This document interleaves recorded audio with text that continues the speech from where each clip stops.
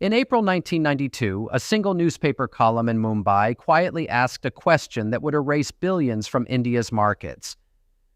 Where, the journalist wondered, was the money? A stockbroker named the Big Bull had become the most talked-about man in the country, driving imported cars, buying a sea-facing penthouse, lifting the entire Bombay Stock Exchange on his shoulders. Ordinary clerks and retired teachers watched their shares double, then triple, and they whispered his name like a prayer. But behind the euphoria sat a mechanism nobody outside a handful of bank basements understood. It ran on paper. Not stock certificates or cash, but flimsy receipts that promised government bonds existed somewhere, sometime. The receipts were the trick. And when one reporter started pulling on that thread, the fastest rising fortune in Indian history began to unravel in real time. To understand the fraud, you first have to understand how boring it looked. In early 1990s, India, banks were required to hold government securities, and they constantly traded these bonds among themselves to balance their books overnight. When one bank borrowed from another, it didn't hand over the actual bonds immediately. Instead, it issued a bank receipt, a written promise that the securities existed and would be delivered. In theory, every receipt was backed by real government paper sitting in a vault.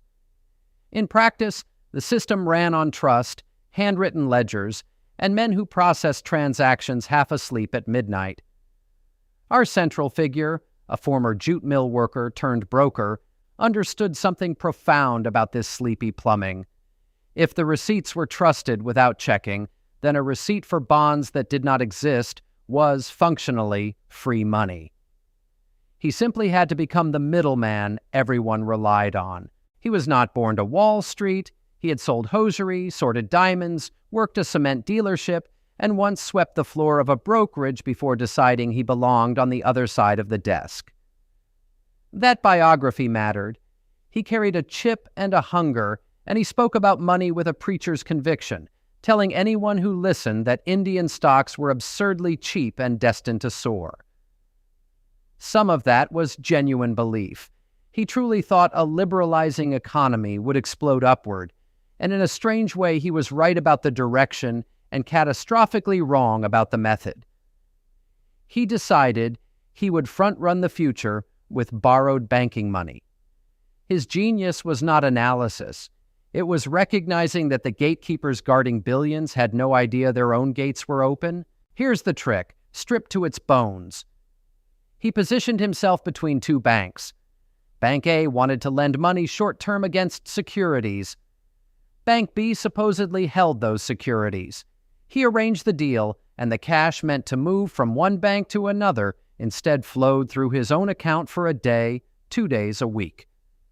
Multiply that by dozens of transactions, and suddenly he was holding staggering sums of banking capital, interest-free, on its way somewhere else. Then came the darker refinement, fake bank receipts. He convinced small, obscure banks to issue receipts for bonds they never possessed. Armed with paper worth nothing, he collected real money from lenders who believed the bonds were real. That cash didn't buy securities. It poured straight into the stock market, into the shares he was already pushing higher. The result was a self-feeding machine of almost hypnotic beauty. He used bank money to buy shares. The buying drove prices up. Rising prices made his existing holdings worth more, which made banks and investors even more eager to fund him. More funding bought more shares, which lifted prices again. Between 1991 and 1992, the Bombay Stock Exchange index more than tripled in roughly a year. A cement stock he favored rose from around 200 rupees to nearly 9,000. To the public, it looked like national genius, proof that India's moment had finally arrived. To him, it was leverage stacked on leverage, an inverted pyramid balanced on receipts for imaginary bonds. Every rupee of paper wealth depended on the next lender never asking the one question that mattered, show me the securities. The genuinely instructive part is not the greed. It's the psychology of trust in a rising market. When prices climb, scrutiny collapses. Auditors, regulators, and rival bankers all had reasons to check the paperwork, but nobody wants to be the person who stops a party everyone is profiting from. Compliance officers who might have flagged a suspicious receipt saw their own bank booking easy fees. This is the deep lesson beneath every bubble. Fraud does not survive because it's clever. It survives because a crowd of honest people find it individually convenient not to look. The big bull didn't overpower the system. He was carried by it, floated upward by thousands of small silences. The moment even one person is paid to look away, the mechanism has already begun writing its own collapse. For a while, he was untouchable, and he clearly loved it. He gave interviews comparing himself to a locomotive, pulling the economy forward. He argued with real charisma that he was doing nothing illegal, merely exploiting inefficiencies the banks tolerated. He collected luxury cars and a 15,000-square-foot apartment overlooking the Arabian Sea. Magazines put him on covers. Small investors treated his stock picks as gospel and mortgaged homes to follow him. He had achieved the fraudster's most dangerous state. He had become a symbol. When you embody a nation's optimism, questioning you feels almost unpatriotic. But symbols are brittle. The higher the market climbed on his phantom collateral, the more real money the banks had unknowingly pumped into thin air. The gap between the paper and the vault kept widening, and gaps like that always demand to be measured. The measurement came from a journalist. In April 1992, an investigative reporter published a story revealing that a single broker had somehow extracted roughly 5 billion rupees from one major bank through a securities settlement gone wrong. The specifics were technical, but the implication was radioactive. The money used to inflate the market had been quietly drained out of the banking system through fraudulent receipts. Regulators, previously content to admire the boom, suddenly had to explain where the bonds were. There were no bonds. As the story spread, banks scrambled to reconcile their receipts and found holes everywhere. The total figure that emerged was staggering, later estimated at around 45 to 50 billion rupees. Well over $1 billion at the time. The machine that ran on trust had run out of the only fuel it ever had. The collapse was violent. Once banks realized the collateral was fictional, they froze, called in loans, and stopped funding him overnight.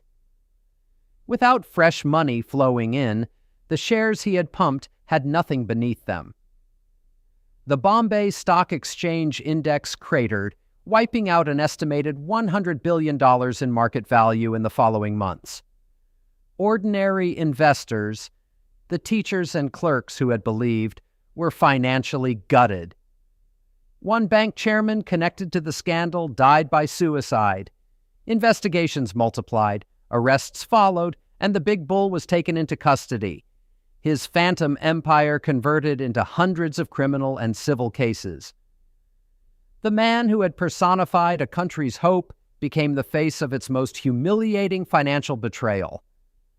A warning stamped onto an entire generation of Indian savers who learned that soaring numbers can be built on nothing. The aftermath reshaped India permanently. The scandal exposed how primitive and unpoliced the settlement system had been, and reformers seized the moment. The country accelerated the creation of a modern securities regulator with real teeth, pushed toward electronic trading and dematerialized shares, and dismantled the very bank receipt culture that had been exploited. In a grim irony, the fraud that nearly broke Indian markets forced them to grow up.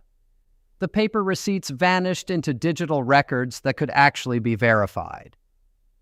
What one man had exploited by exposing the gap between promise and proof became the reason that gap was finally closed. Modernization arrived not through foresight, but through catastrophe, which is how most financial systems seem to learn anything at all. He never saw a final verdict on most charges. He spent years fighting a blizzard of litigation, banned from the markets, his fortune seized and contested, his reputation split between villain and folk anti-hero. In 2001, still entangled in cases, he died of a heart attack in custody at just 47. Decades later, dramatized retellings turned him into a strange kind of legend, a man audiences half admired even while knowing how many lives he ruined. That ambivalence is itself part of the story. We are drawn to people who game-rigged sleepy systems because part of us suspects the systems deserved it. But the receipts were still fake, and the teachers who lost everything were real. The charm was genuine. So was the devastation. If there is one takeaway worth carrying, it's this. Every great financial fraud is really a story about verification, about the small, unglamorous act of demanding proof. He didn't hack anything. He didn't invent futuristic technology. He found a place where thousands of trusted professionals had quietly agreed to stop checking, and he lived inside that silence until it could no longer hold his weight. The scariest frauds are not the sophisticated ones. They are the obvious ones hiding in processes we assume someone else is watching. Whenever a market feels euphoric and questions feel unwelcome, that discomfort is the signal. The moment nobody wants to ask where the money is precisely the moment you should. If this deep dive gripped you, you're exactly the kind of viewer this channel is built for. On Bull and Bust, we reconstruct the true collapses, frauds, and rogue trader disasters that reshaped the financial world. Always documented history, never financial advice. Subscribe and turn on notifications so the next investigation lands the moment it drops, and tell us in the comments. Was he a criminal, a symptom of a broken system, or both? Your take genuinely shapes which story we chase next. We have vanished fortunes, phantom empires, and one-day catastrophes still waiting in the archive, and each one carries a lesson sharper than the last. Hit subscribe, share this with the friend who thinks markets always make sense, and stay skeptical out there. Because somewhere right now, someone has quietly stopped checking the receipts.